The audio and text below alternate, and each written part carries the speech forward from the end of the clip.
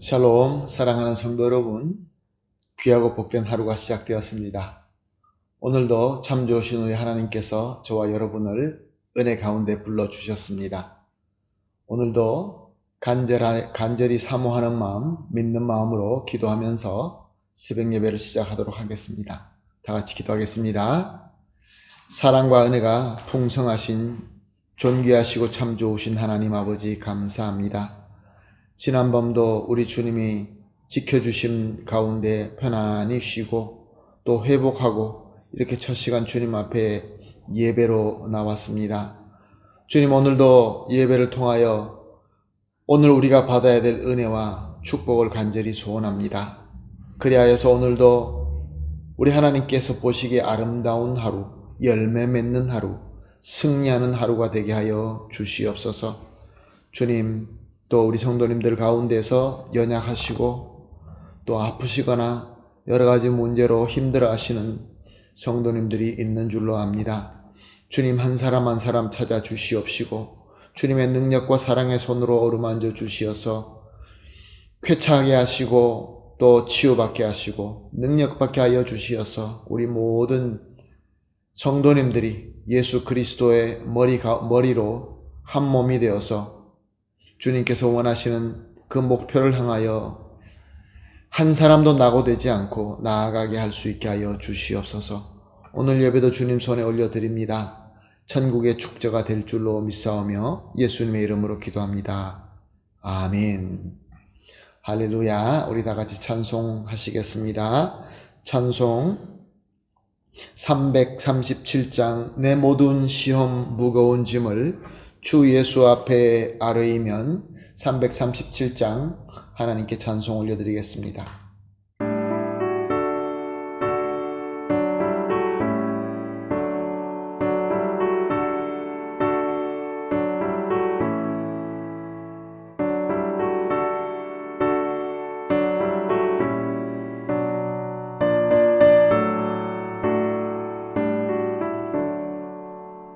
내 모든 시험 무거운 짐을 주 예수 앞에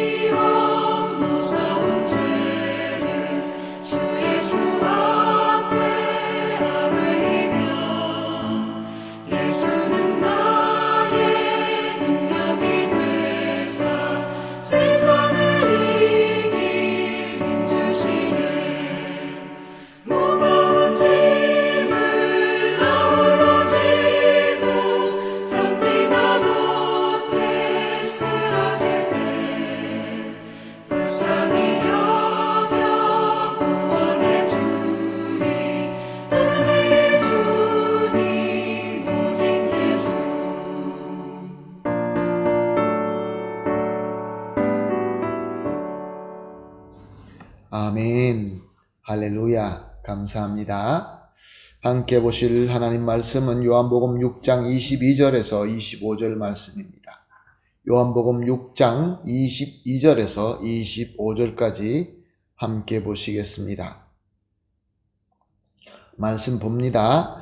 이튿날 바다 건너편에 서 있는 무리가 배 한 척 외에 다른 배가 거기 없는 것과 또 어제 예수께서 제자들과 함께 그 배에 오르지 아니하시고 제자들만 가는 것을 보았더니, 그러나 디베리아에서 배들이 주께서 축사하신 후 여럿이 떡 먹던 그곳에 가까이 왔더라. 무리가 거기에 예수도 안 계시고 제자들도 없음을 보고 곧 배를 타고 예수를 찾으러 가버나움으로 가서 바다 건너편에서 만나 랍비여 언제 여기 오셨나이까 하니 아멘. 예수님의 놀라운 능력을 체험한 무리들은 예수님을 억지로라도 임금으로 삼기를 원했습니다.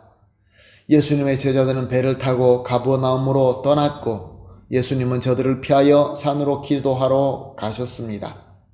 그리고 날이 저물어 밤이 되었습니다.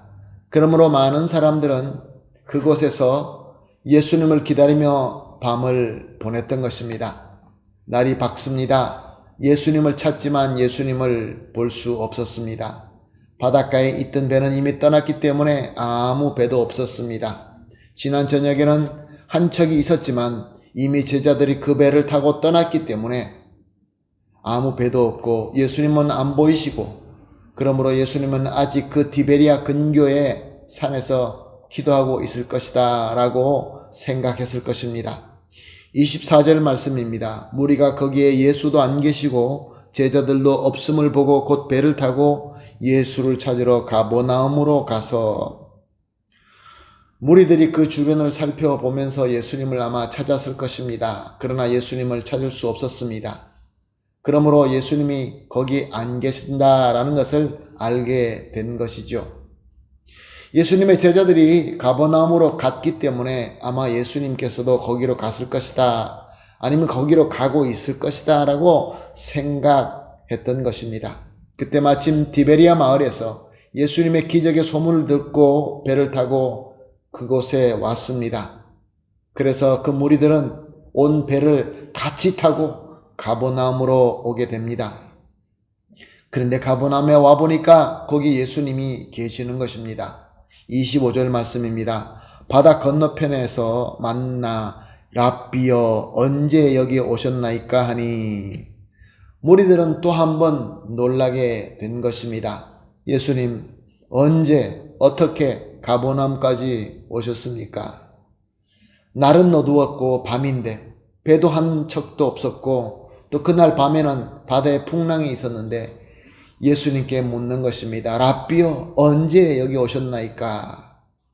사랑하는 성도 여러분, 이렇게 예수님을 끝까지 따라다니며 찾는 이 무리의 열정과 열심이 놀랍지 않습니까?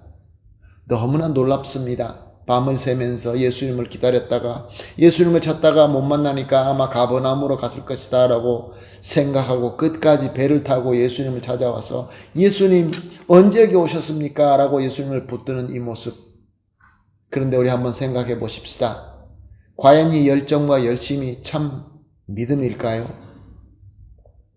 저 무리들의 열정과 열심의 동기는 순수한 믿음이 아니었습니다. 저들의 탐욕이었습니다. 예수님의 능력과 기적을 보면서 내가 원하는 것을 이룰 수 있다라고 생각하는 탐욕이었던 것입니다. 우리는 많은 무리들이 예수님께 모이고 예수님을 열정과 열심으로 찾는 것을 보면서 그것이 믿음이다, 저렇게 열정을 가지는 것이 믿음의 본이다 라고 알 때가 있었습니다. 오늘도 이렇게 많은 사람들이 열정과 열심으로 예수님을 찾고 예수님을 따라다니는 것을 보면서 소위 부흥이라고 말을 합니다. 그러나 우리가 솔직하게 우리 내면을 살펴보게 되면은 예수님을 사랑하는 순수한 믿음보다는 우리의 문제들, 우리의 가난이나 질병이나 여러 가지 문제를 해결하기 위하여 예수님의 능력만 얻기 위한 열정과 열심일 때가 많이 있습니다.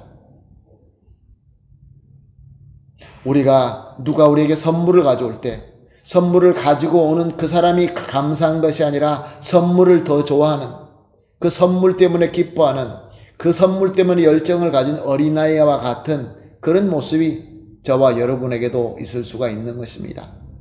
물론 하나님께서는 이런 우리의 어리석음, 우리의 탐욕을 아시고 사용하시기도 합니다. 그러나 이런 탐욕의 동기가 되는 열정과 열심을 우리가 예수님을 참으로 만나고 예수님의 능력으로 말미암아 우리가 거듭나게 될 때, 예수님과 하나가 될 때 이런 것은 버려야 됩니다. 참으로 예수님의 사랑을 배우고 익혀서 그 사랑으로 예수님을 사랑하며 그 사랑으로 예수님을 사랑하는 그 믿음으로 성화되어 가야 되는 것입니다.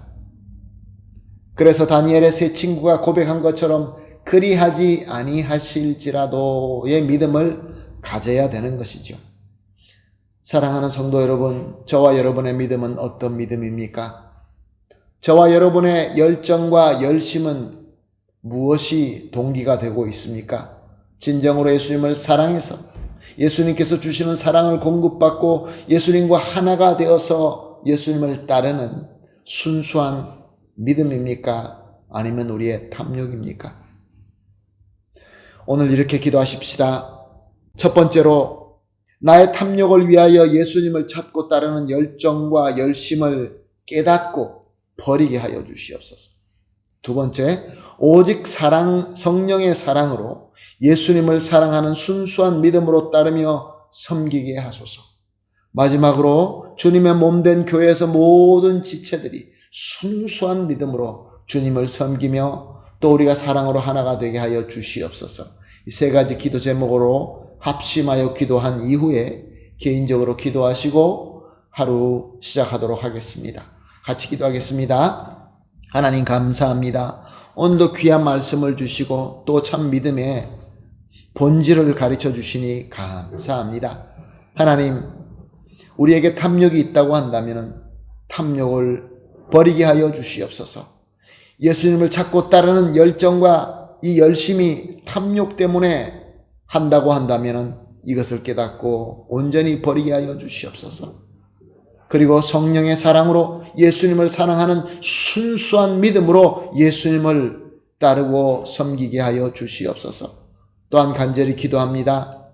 우리 주님의 몸된 교회, 구원받은 모든 지체들이 순수한 믿음으로 주님을 섬기면서 또한 주님의 사랑으로 서로가 하나 되게 하여 주시옵소서. 감사하며 예수님의 이름으로 기도합니다. 아멘.